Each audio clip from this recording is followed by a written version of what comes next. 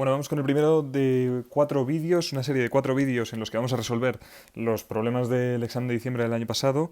Entonces, empezamos con este, que es el primero. Tenemos una masa M1, esta masa M1, que nos dicen que tiene dimensiones despreciables. Significa simplemente que aunque veamos aquí una cajita, que no nos preocupemos por su tamaño, ¿vale? La compresión del muelle es delta dL, esa compresión del muelle es delta dL, y eso es realmente la separación que hay entre el muelle y la cajita. El resto nos da exactamente lo mismo, ¿vale?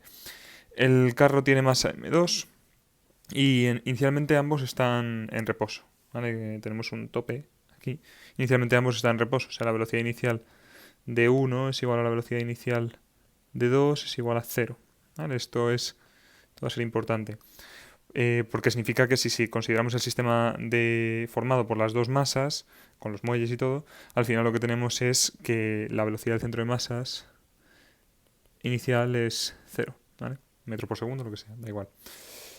La masa M1 está en contacto con un muelle comprimido, una distancia delta dl respecto de su longitud natural. O sea, delta dl es lo que está comprimido el muelle. Ya directamente nos están dando la compresión. O sea, delta dl es la compresión ya directamente. La compresión. En el otro extremo del carro hay un muelle idéntico. Muelle es idéntico a este. Y entre la masa y el carrito hay rozamiento con coeficientes estático y cinético, mu estático y mu cinético. O sea, aquí hay mu estático y mu cinético. No hay rozamiento entre el carro y el suelo, ¿vale? Aquí no hay rozamiento, por eso se pintan las rueditas. Y dice, bueno, que está este pequeño tope que mantiene el sistema en equilibrio y que repentinamente lo retiramos. Repentinamente lo retiramos significa que vamos a dejar que la masa M1 se mueva por el hecho de que como está el muelle comprimido, pues va a hacer que la masa 1 cambie su posición, ¿no? Va a darle una aceleración. Entonces, bueno, no hay rozamiento entre el carro y el suelo. Un pequeño tope, lo que digo, mantiene el sistema, es lo que acabamos de decir, y retiramos ese tope y se observa que la masa desliza sobre el carro, o sea, M1 desliza sobre el carro. Ya nos están directamente diciendo que M1 va a deslizar. ¿Vale? Luego podemos comprobar que efectivamente va a deslizar. Sería una posible pregunta que nos podrían haber hecho. Se separa del muelle izquierdo, o sea, consigue recorrer esa distancia delta dl y separarse del muelle izquierdo y llega a comprimirse el muelle derecho. ¿Vale? Comprime el muelle derecho. Entonces nos preguntan cuál es la velocidad de M1 y M2 cuando la masa se entiende, la masa M1 pasa por el centro del carro, ¿vale? Y la máxima, o sea, si este es el carro, aunque el carro se va a mover también, ¿vale? Si me encuentro aquí en L medios, ¿vale? ¿Cuál es la velocidad de M1 en ese punto? Luego nos dicen la máxima compresión del muelle derecho, ¿vale? Es decir, que la masa M1 va a llegar hasta el muelle derecho y lo que vamos a ver es que lo va a comprimir una cierta cantidad, delta dl máximo, y nos están preguntando cuánto vale delta dl máximo, ¿vale? Y ya el último punto era, que era opcional, cuál es el punto de máxima velocidad de M1 durante el trayecto, ¿vale? Máxima velocidad de M1, ya veremos dónde alcanzamos ese punto, ¿vale? Entonces, bueno, con esto vamos a ponernos a resolver el ejercicio. Entonces, vamos a ver, tenemos aquí. Vale. Entonces, vamos a empezar. Vamos a empezar haciendo el DCL de cada uno de los cuerpos, ¿de acuerdo? Más que nada para que veamos qué fuerzas son internas y qué fuerzas son externas y a ver si se nos conserva el momento en alguna de las direcciones. Ya a priori, si estáis viendo que el sistema está compuesto por las dos masas, por el carrito, la masa, los muelles y todo, no tengo fuerzas en la dirección horizontal, así que se va a conservar el momento en la dirección horizontal, pero bueno, no está de más que pintemos las fuerzas, ¿vale? Entonces, si yo me cojo M1, esto es M1. M1 tiene su peso, M1G, tiene la normal con el suelo, ¿vale? Después tiene una fuerza elástica en esta dirección. Justo cuando he retirado el tope, también esto se quiere mover y tiene una fuerza de rozamiento en esta dirección que impide que se mueva. Y M2, por otro lado, M2 lo que tiene es esto, ¿no? Tiene esto es M2, entonces tiene su peso, tiene la reacción de la normal N1 y luego tiene la normal con el suelo, ¿vale? Y luego además también tiene la fuerza elástica que le empuja en esta dirección, es la reacción de esta, ¿vale? Y la reacción de esta fuerza de rozamiento, que sería esta de aquí hacia adelante, ¿vale? Entonces tiene esas fuerzas. ¿Cuáles son de todas estas fuerzas externas? Pues son, considerando el sistema como M1, M2 y los muelles, ¿vale? El sistema es M1, M2 y los dos muelles. Pues las fuerzas externas son simplemente M1G, M2G y N con el suelo. Y estas fuerzas son verticales. Son verticales. Luego el momento en la dirección horizontal, Px, del centro de masas, se conserva. ¿Vale? Es lo que vamos a utilizar. Entonces, en cualquier instante, el Px del centro de masas, aunque en adelante lo voy a llamar simplemente P centro de masas por no estar escribiendo todo el rato la X, pero se entiende por dónde voy, y además en la dirección vertical va a ser cero porque no hay nada moviéndose verticalmente, por mucho que tenga fuerzas, pero todas mis fuerzas verticales se cancelan unas con otras, de forma que el centro de masas, si inicialmente estaba en reposo, no se va a mover verticalmente, ¿de acuerdo? Pues no tengo ninguna de las masas que se muevan hacia arriba ni hacia abajo, ¿vale? O sea que Px, si queréis, Pi Cm es igual a cero también, ¿vale? Y es todo el rato cero. Aunque tenga fuerzas externas, pero esas fuerzas externas, cuando las sumas, pues se cancelan y al final no tienes cambio en el centro de masas. Vale, entonces, pero el que nos interesa es el X, así que a partir de ahora lo voy a llamar simplemente P del centro de masas y esto va a ser M1 V1 más M2 V2. Esto es el momento del centro de masas en cualquier instante. Y como se conserva, pues tiene que ser igual al momento del centro de masas en cualquier otro instante, ¿de acuerdo? O sea, el momento del centro de masas en un instante t sub 1 va a ser igual al momento del centro de masas en un instante t sub 2. Esto es lo que quiere decir que se conserva. ¿Vale? Y podemos tomar como uno de los instantes pues el instante inicial, que es lo que más sentido tiene, porque en el instante inicial ya sabemos cuánto valen las velocidades. Hemos visto que las velocidades eran v1 y v2 eran 0, ¿no? O sea, inicialmente v1 era igual a v2 y esto era igual a 0 metros por segundo. Entonces, el momento del centro de masas inicialmente era 0, ¿no? Y como se conserva, pues entonces tiene que ser 0 todo el rato, ¿vale? El centro de masas no se mueve de donde está, no se mueve de donde esté, ¿vale? Si está por ahí, por el centro del carrito, pues ahí se queda. ¿Vale? Entonces tenemos esta relación. Y esta relación se cumple en todo momento, no solo al principio, sino en todo instante, en todo el problema se cumple esta relación. Todo el problema. Entonces, ahora que tenemos esa relación, pues vamos a ir con la primera pregunta. Las velocidades de ambos cuerpos cuando la masa pasa por el centro del carro. Entonces, vamos a resolver este problema utilizando conservación de la energía. Lo único que no hemos utilizado de momento es eso, ¿no? Entonces, ¿qué tenemos? Pues nada, pues vamos a ver. Inicialmente tenemos energía cinética. ¿Alguno de los dos bloques se está moviendo? No. ¿Vale? La energía cinética inicial es 0. ¿Cuánto vale la energía potencial inicial? Pues la energía potencial inicial es simplemente la del muelle, porque aunque tengo energía potencial gravitatoria, pero si la pongo a 0 en el suelo, esto no sube ni baja, así que solo es elástica, ¿no? Y entonces, ¿cuánto vale? Pues si tengo mi muelle comprimido delta dl, pues será 1/2 de K por delta dl al cuadrado. ¿Vale? ¿Cuánto vale mi energía cinética final? Pues no lo sé, es lo que quiero saber. Las velocidades de ambos cuerpos me piden cuando la masa pasa por el centro del carro. Cuando la masa pasa por el centro del carro, yo lo que voy a tener es que K final va a ser igual a 1/2 de M1V1 al cuadrado más 1/2 de M2V2 al cuadrado, y U final va a ser 0, ¿vale? Porque si está en el medio del carrito, ninguno de los dos muelles está estirado.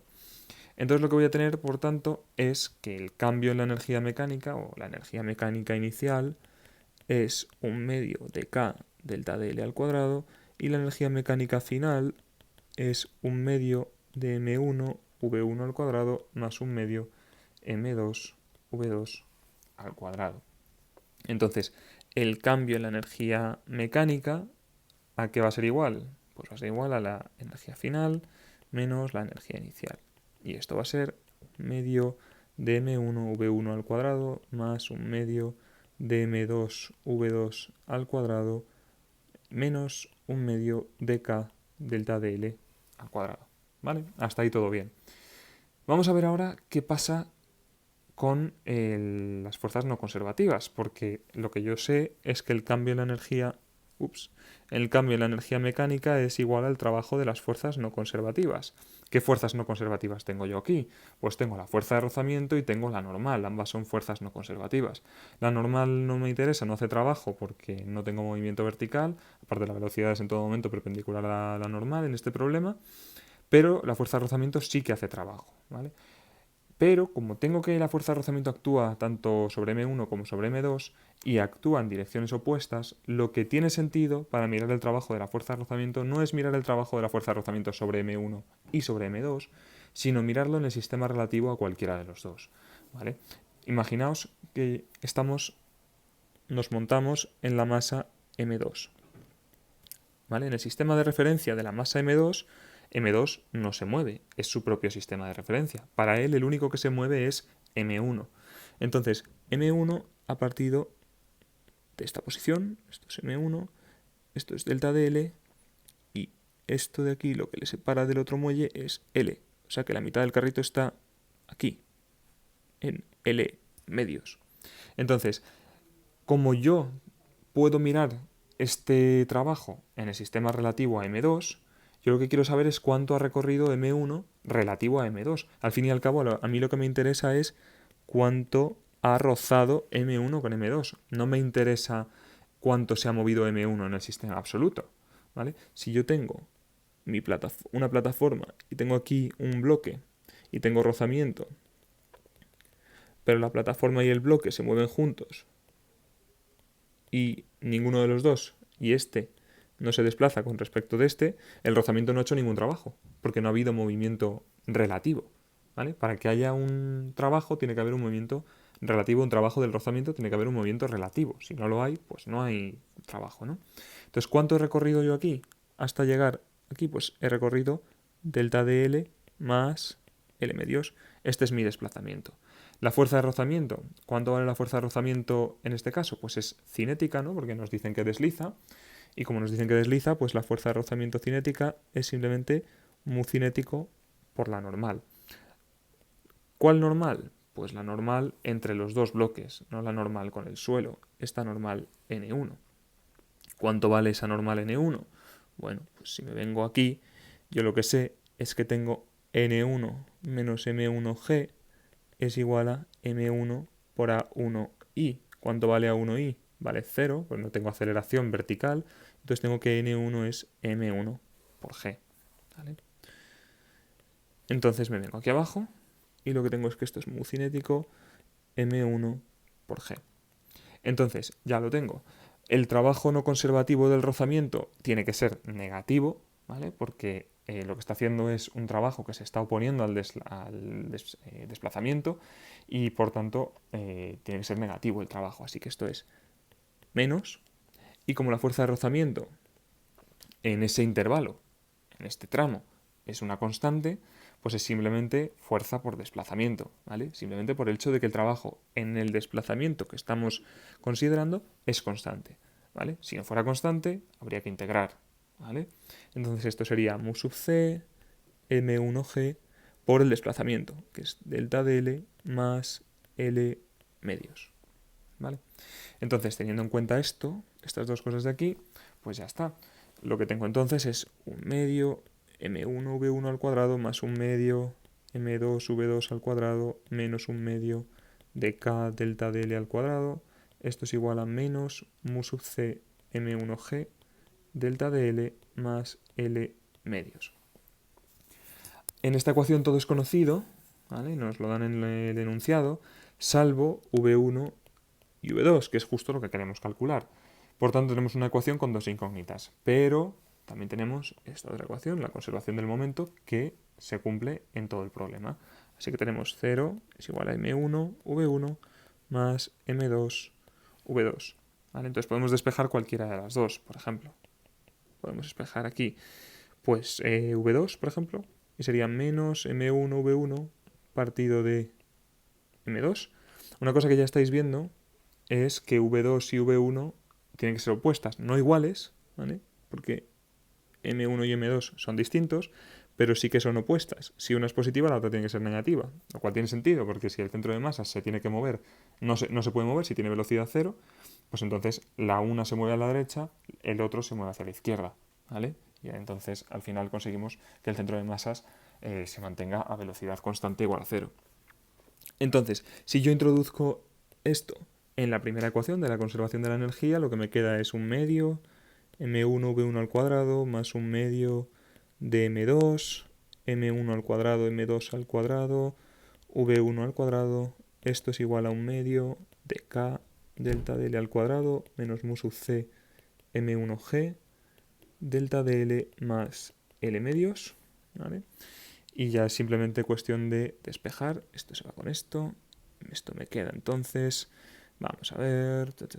Me queda un medio de m1, m2 más m1 al cuadrado partido de m2 v1 al cuadrado.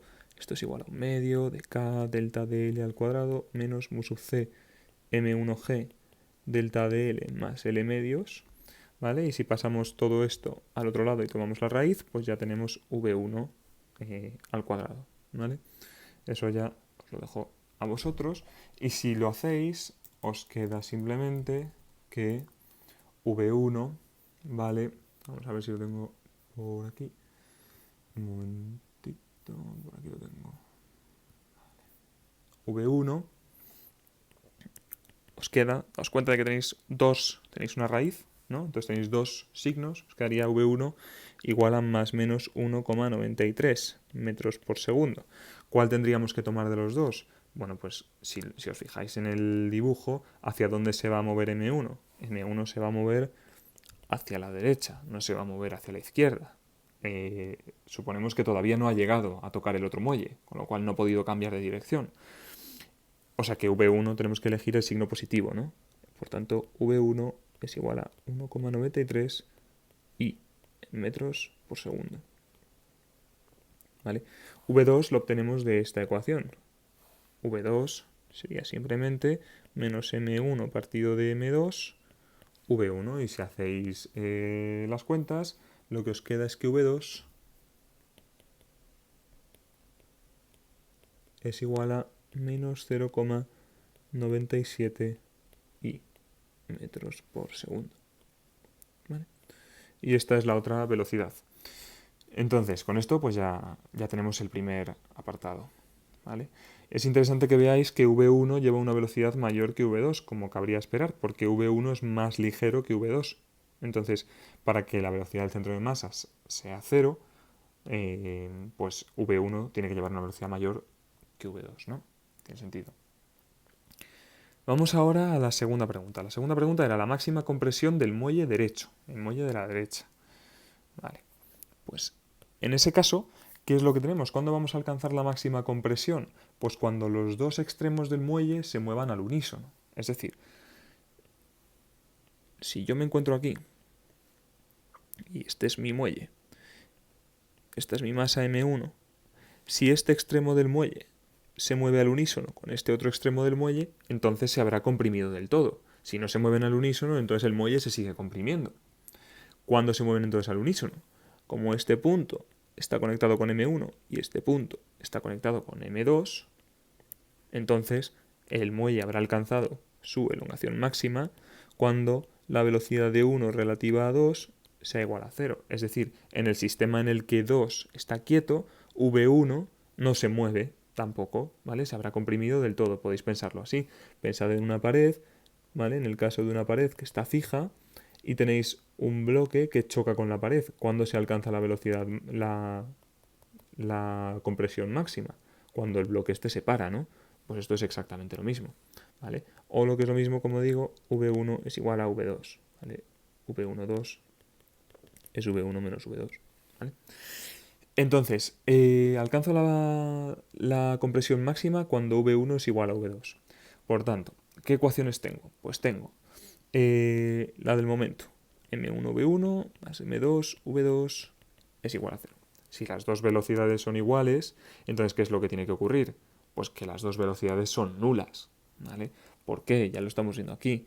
Si V1 es igual a V2, me queda V1, M1 V1 más M2 por V1 es igual a 0, entonces M1 más M2 por V1 es igual a 0 y por tanto V1 es igual a 0, ¿vale? Y por tanto V2 es igual a 0. Tiene sentido. Si las dos llevan la misma velocidad y tienen masas distintas, ¿cómo vamos a conseguir que el centro de masas no se mueva si no llevan velocidad nula?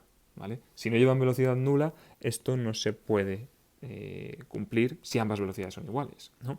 Por tanto, ya sabemos cuánto vale la energía cinética final. Cero. ¿Vale? Entonces, la energía cinética, para la conservación de la energía, podemos utilizar desde el punto inicial que nosotros queramos al punto final que nosotros queramos. Simplemente habrá que tener cuidado con el trabajo de las fuerzas no conservativas. Entonces, lo más interesante aquí va a ser considerar como punto inicial pues, el punto de partida. Porque en ese punto de partida, el punto en el que yo tenía aquí la compresión delta dL. ¿Por qué? Porque en ese punto de partida, ¿cuánto vale la energía cinética? Efectivamente, cero. ¿Cuánto vale la energía potencial? Ya lo hemos dicho antes, 1/2 de K delta dL al cuadrado. ¿Cuánto vale la energía mecánica entonces? 1/2 de K delta dL al cuadrado. Si yo ahora, esta es mi etapa final, y este muelle se ha comprimido una cantidad delta dL máximo, entonces ¿cuánto vale? K final vale 0, acabamos de decir que las velocidades son 0, la energía cinética final, la energía potencial final va a ser 1/2 de K delta dL máximo al cuadrado, ¿vale? Es tan sencillo como eso, y por tanto la energía final va a ser 1/2 de K delta dL máximo al cuadrado, ¿vale?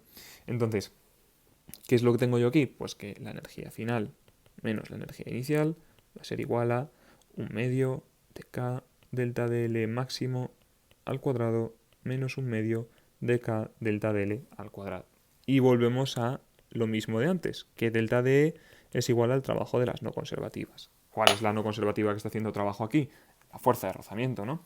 Entonces vamos a ver otra vez en el sistema relativo a una de las dos masas cuánto ha sido el desplazamiento. Entonces, inicialmente yo estoy aquí, voy a quedarme en el sistema relativo a M2. M2 está quieto en este sistema. Entonces, esto está comprimido delta dL. Entre el muelle y el otro muelle hay, una distancia L. Y este muelle, en la etapa final, ¿vale?, se ha comprimido delta dL máximo. Por tanto, el recorrido que he hecho ha sido delta dL más delta dL máximo más L. Entonces, lo que yo tengo al final, vamos a ver,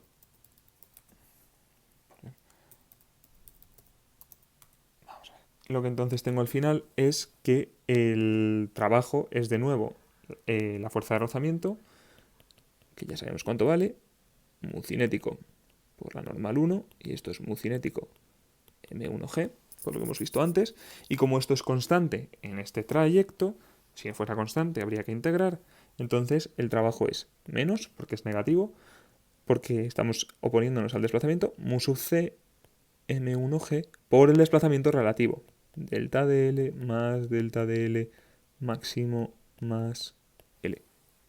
¿Vale? Entonces, ¿qué es lo que tenemos aquí? Pues esto, si tenemos en cuenta estas dos ecuaciones, nos queda 1/2 de K delta dL máximo al cuadrado menos 1/2 de K delta dL al cuadrado es igual a menos mu sub c M1G delta dL más delta dL máximo más L. Así visto, a lo mejor no lo veis todavía, pero fijaos en que lo que tenemos es una ecuación de segundo grado para delta dL máximo, ¿vale? Tenemos, esto es como si fuera nuestra x al cuadrado, esto es como si fuera nuestra x y el resto de cosas son constantes. Así es que tenemos una ecuación de segundo grado para delta dL máximo. Si introducís los números que nos dan en el problema, esto lo que os queda es 100 delta dL máximo al cuadrado más delta dL máximo menos 1,8 igual a 0. Entonces ya esta ecuación de segundo grado, ya sí que lo veis, ¿no? Esto es x al cuadrado, esto es x. Esta es la típica ecuación de segundo grado fácil de resolver. Y lo que salen son dos soluciones, como no podía ser de otro modo, que son 0,129 y la otra que es menos 0,139 metros. Y esta no puede ser, ¿por qué? Porque hemos asumido que delta de L máximo es positivo. Al fin y al cabo, lo que hemos hecho ha sido mirar este desplazamiento de aquí. En ese desplazamiento de allí, la fuerza de rozamiento apuntaba hacia la izquierda. Si mi delta de L máximo hubiera sido negativo, en el sentido de que lo que he hecho ha sido estirarme, si queréis, lo que tendría es que la fuerza de rozamiento habría ido en el otro sentido. Entonces, simplemente pensad, si os habéis liado con este argumento, que delta de L máximo tiene que ser positivo, pues así es como lo hemos tomado. Y por tanto, esta no es una solución válida. Y ya la última pregunta de este problema, que era opcional, que decía el punto de máxima velocidad de M1 durante el trayecto. Entonces vamos a pensarlo. Yo inicialmente tengo, esto es M1, tiene su muelle comprimido, tal, y lo que yo sé es que y tengo aquí un tope, ¿no? Entonces, cuando yo quito el tope, lo que hace el muelle es vencer a la fuerza de rozamiento y por tanto, esto que estaba a una velocidad v1 igual a 0, se empieza a mover hacia allá, ¿no? Con una aceleración positiva. Con una aceleración positiva. Entonces, según se va estirando el muelle, la fuerza elástica va siendo cada vez más pequeña, ¿no? Y la fuerza de rozamiento con respecto a la fuerza de rozamiento. Entonces, pero sin embargo, de momento sigue siendo positiva.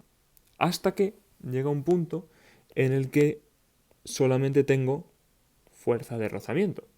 ¿Vale? El muelle ya se ha estirado por completo, ya se han separado y solo tengo fuerza de rozamiento. Esa fuerza de rozamiento me está produciendo una aceleración negativa que me frena a mi objeto. Entonces, ¿cuándo voy a alcanzar la velocidad máxima? Voy a alcanzar la velocidad máxima en el punto en el que la fuerza elástica sea exactamente igual a la fuerza de rozamiento y por tanto no tenga aceleración. Si lo queréis ver de otra manera, ¿cuándo encuentro yo el máximo de la velocidad? Pues cuando derivada de v1 con respecto de t es igual a 0. Si queréis pensarlo en función de la posición, pues podéis escribir esto. De v1 con respecto de x por dx con respecto de t es igual a dv1 con respecto de x por v1. ¿Vale? Entonces, y esto es de v1 con respecto de t, ya lo sabéis de la cinemática. Entonces, si v1 es máximo, esto es distinto de 0, ¿vale? Entonces, si esto es 0, esto es 0. O sea que me da igual mirarlo con respecto de x que es con respecto de t, ¿vale? Pero en cualquier caso, esto es lo que estáis viendo. ¿Cuánto vale la derivada de v1 con respecto al tiempo? Es la aceleración, ¿no? Pues esto es igual a 0, ¿vale? Entonces eso es un mínimo o un máximo. Pasa que va a ser un máximo porque está teniendo vamos, físicamente lo estamos viendo, podríamos hacer segunda derivada o lo que fuera, pero físicamente lo estamos viendo porque si yo lo que estoy haciendo es que cada vez mi fuerza elástica es cada vez más débil con respecto a mi fuerza de rozamiento cinética, que es constante, tiene que llegar un punto en el que alcanzo la máxima velocidad y luego poco a poco, cuando ya no tengo fuerza elástica, me voy frenando. ¿Vale? O la fuerza elástica sí la tengo, pero no es suficiente como para ser mayor que la fuerza de rozamiento y producir una aceleración positiva. Más o menos eso era lo que había que hacer, ¿vale? Entonces, si yo tengo mi DCL como habíamos pintado antes, lo que me importa para este caso de aquí es que yo tengo mi fuerza elástica en esta dirección, produciéndome aceleraciones positivas, mi fuerza de rozamiento en esta dirección, produciéndome aceleraciones negativas, M1G y N1. Entonces lo que tengo es FE menos FR es igual a M1 por A, 1X, y tengo N1 menos M1G es igual a M1 por A1I. A1I es 0 porque no se mueve verticalmente, entonces queda que N1 es igual a M1G. Y la fuerza de rozamiento nos dicen ya que desliza, así que es cinética, y por tanto fuerza de rozamiento es cinética, que es mu cinético por la normal 1, que es mu cinético M1G, que es lo que llevamos usando todo el rato. Entonces nos queda que fuerza elástica menos mu sub c M1G es igual a M1 por A1X. Como os decía antes, si F elástico es mayor que mu sub c por M1G, entonces A1X será mayor que 0 y entonces estaremos acelerando, la velocidad estará creciendo.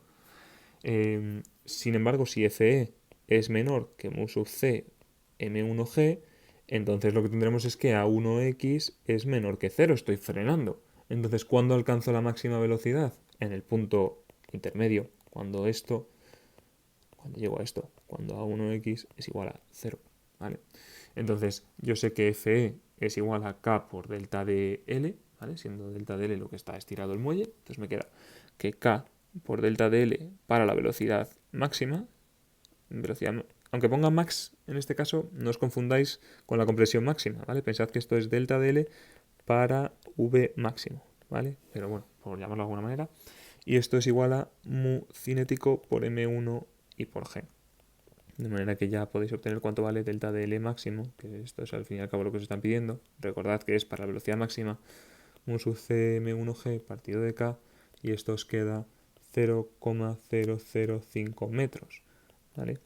Como veis, el muelle sigue teniendo un poquito de compresión, muy poca, pero sigue teniendo un poquito, ¿vale? No significa que la fuerza elástica tenga que hacerse cero, ¿de acuerdo? Lo que tiene que ser cero es la fuerza resultante, ¿vale? La fuerza elástica menos el rozamiento. Entonces, en ese punto alcanzamos la longitud en la cual la velocidad es máxima.